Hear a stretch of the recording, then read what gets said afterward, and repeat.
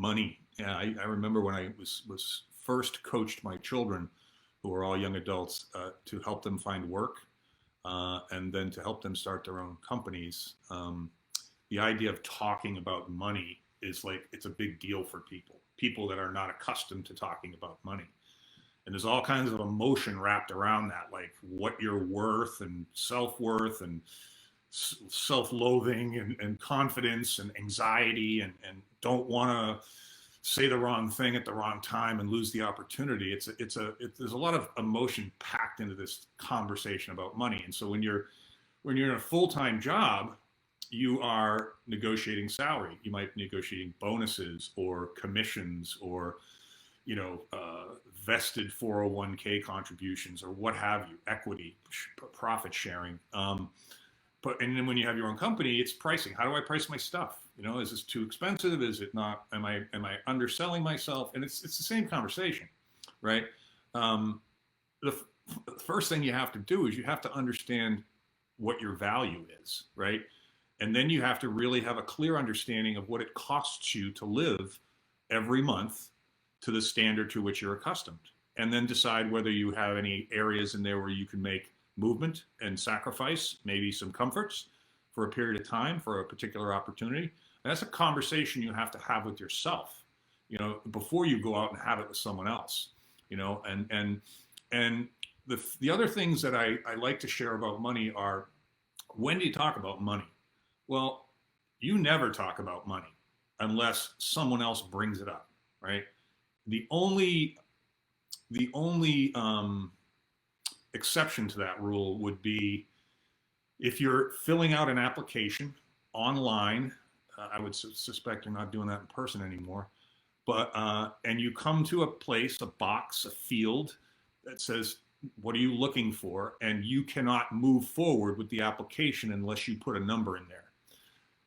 I don't think there are any other exceptions to that. And then you have to determine, that's why you have to know what that number is, right? Because that number then becomes the lowest denominator. So let's say it's $90,000. You just can't live on less than $90,000 or $20,000, whatever it is. It doesn't matter, $150,000. Then you put that number in there and you recognize that that might be the reason they don't want to talk to you, So you have to fill out the box or you can't do the application. So you really have nothing to lose. But all other circumstances, you only talk about money. And if you're able to on an application, you use the word open or you use the word negotiable. Those are the only two options, if you can get away with not putting a number to move forward with the application. In terms of the physical interview process or online video interview process, it never comes up until they say, okay, let's talk about money, or what are you looking for? And, at that point, they probably already have the information about what you're making. And if you've got unique circumstances that you've been laid off, or you bumped around from job to job because of circumstances beyond your control, whatever, just don't make it sound like you're making excuses. And the best answer that I've ever given to anybody, and use your own voice, use your own tone, use your own personality, but it's like, I'm not here because of money. I mean, obviously I need money to live, and I have a certain lifestyle that I'm accustomed to, and then I have a certain market value that I think I'm fairly aware of. But I'm here for the opportunity. The things that are important to me are who you are, where I can go in this organization, how much I can bring to the organization, what kind of opportunities can we collectively pursue, and how much, what is it going to be a good combination of hard work in the right direction and fun, and so use whatever intangible qualities are important to most human beings, and you're positioning yourself also as not being driven by money or greedy or selfish or anything like that. For most people, those things are true. Whether we recognize those things as being important to us on a day-to-day basis, where you work, who you work for, their values, their culture, their perks, the flexibility of schedule, remote work, all of these things that are important to us are the reason that you want to say yes to an offer. The money, unless it's disparately low or incredibly high and shocking, which would be a great problem to have, it's never the money. Once you got your bills paid and you have a little money to do some stuff, then work becomes about a whole different litany of other important things that are way more important to your happiness than money. So never bring it up first and answer it deferentially. And if somebody says to you, look, that sounds nice and flowery and wonderful, you obviously were coached really well with that answer, but I need a number.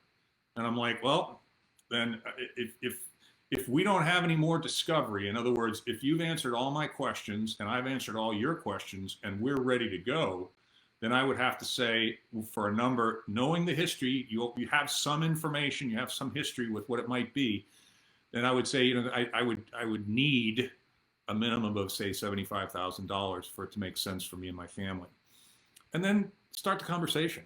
You know, if what's the person going to say? Oh, that's way too much. Well, that starts the conversation for me. How much is way too much, and move the conversation that way.